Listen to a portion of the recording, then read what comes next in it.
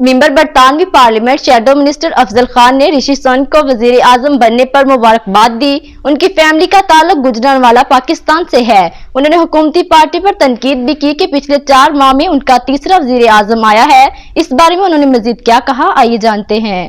جی، میں ہوں Afzal Khan, member parliament for Manchester Gorton and shadow justice minister. میں بے شک رشی سنک کے سیاسی پوزیشن اور اس کے مینڈیٹ کے بارے میں اگری نہیں کرتا، لیکن پھر بھی میں اس پوائنٹ کو اگری کرتا ہوں کہ یہ ایک بہت سگنیفیکنس اور امپورٹنٹ چیز ہے کہ کوئی آدمی جو ساؤتھ ایشین ہیریٹیج رکھتا ہو وہ اس ملک کے highest office as a prime minister مقرر ہو رہا ہو۔ لیکن میں یہ بھی کہہ سکتا ہوں کہ جب ہم یہاں پہنچے تھے، جو ہمارے فور فادر تھے، جیسے کہ سنک کے گرانڈ پیرنٹ جو گجرانوالے سے تھے اور جو پنجابی تھے، وہ جب انہوں نے وہاں سے ہجرت کی تھی تو کسی نے بھی یہ تصور نہیں کیا ہوگا کہ اسی برطانیہ کے اندر ہائیسٹ پوزیشن میں ہم میں سے کوئی آدمی ہوگا۔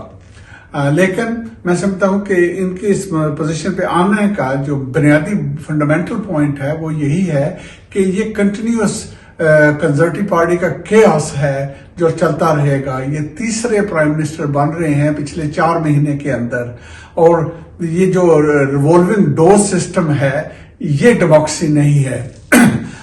اور ہمیں یہ بھی نہیں بولنا چاہیے کہ پچھلے 5 ویک پہلے یہی ٹوری پارٹی کے ممبروں نے اس رشی سنک کو ریجیکٹ کیا تھا، اور 45 دن کے بعد جو کار کراش لیز ٹرس نے کیا ہے اس کے بعد اب ان کو لایا جا رہا ہے۔ تو یہ الیکشن کے ڈیموکریٹک پروسیس نہیں ہے، بلکہ یہ ہم کہہ سکتے ہیں کہ اس کو کراؤن کیا جا رہا ہے۔ یہ کارونیشن تھی، الیکشن نہیں تھی۔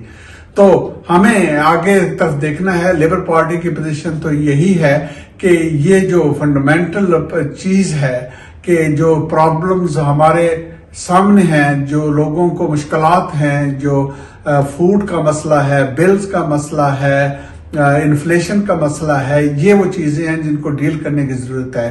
تو یہ وہ جو مینڈیٹ ہے اس وقت وہ جنرل الیکشن سے ہی ہو سکتا ہے، اس لیے جنرل الیکشن ہونا چاہیے۔ مزید باخبر رہنے کے لیے دیکھتے رہیے انڈر گراؤنڈ نیوز۔